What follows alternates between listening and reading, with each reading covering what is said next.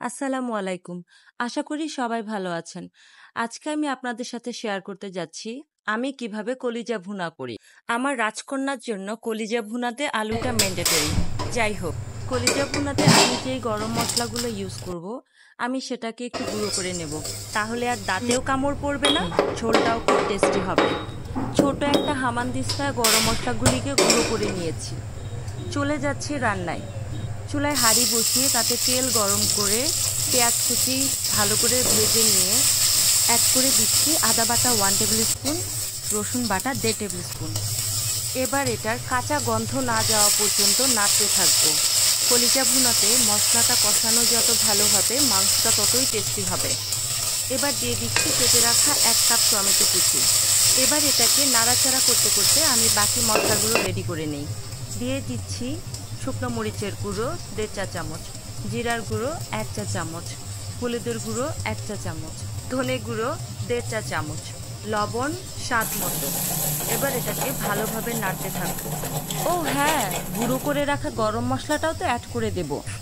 এবারে সব উপকরণগুলিকে একসাথে মিশিয়ে নাড়তে নাড়তে অ্যাড করে দেব 1 কাপ পরিমাণ পানি। পানির পরিমাণটা খুব বেশি দেওয়ার প্রয়োজন নেই, 1 কাপ পানি যথেষ্ট। এবার এটাকে ভালোভাবে কষিয়ে নেব।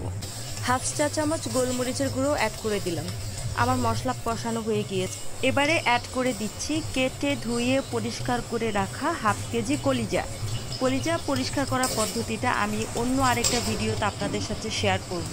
কলিজা ভুনাটা ভাত, রুটি, চিতই পিঠা, নান রুটি, খিচুড়ি এই সব কিছুর সাথেই খেতে অসম্ভব ভালো লাগে। কলিজাটা যেহেতু 10 মিনিট গরম পানিতে ফুটিয়ে পরিষ্কার করে নেয়া, এখন 15 মিনিটের মতো কষিয়ে নিয়ে অ্যাড করে দেব কেটে রাখা আলু। এখানে আলুটা অপশনাল, আপনারা আপনাদের পছন্দ মতো আলু দিয়েও করতে পারেন, আলু ছাড়াও করতে পারেন। আমার পরিবারের সবাই আলু দিয়ে খেতে পছন্দ করে, তাই আমি আলুটাকে অ্যাড করে নিয়েছি। এবারে 5 মিনিটের মতো হালকা আঁচে একটু কষিয়ে নেব। কষানো হয়ে গিয়েছে, আমি অ্যাড করে দিচ্ছি পানি। এবারে চুলার ফ্লেমটা হাই হিটে রেখে 10 থেকে 15 মিনিট রান্না করে নিব। ঝোল শুকিয়ে এলে অ্যাড করে দিব টালা জিরে গুঁড়ো এবং 3-4টে কাঁচামরিচ। আর দেরি করব না, আমার রান্না কিন্তু হয়ে গিয়েছে। আমি 1 থেকে 2 মিনিটের মধ্যেই রান্নাটা নামিয়ে ফেলবো।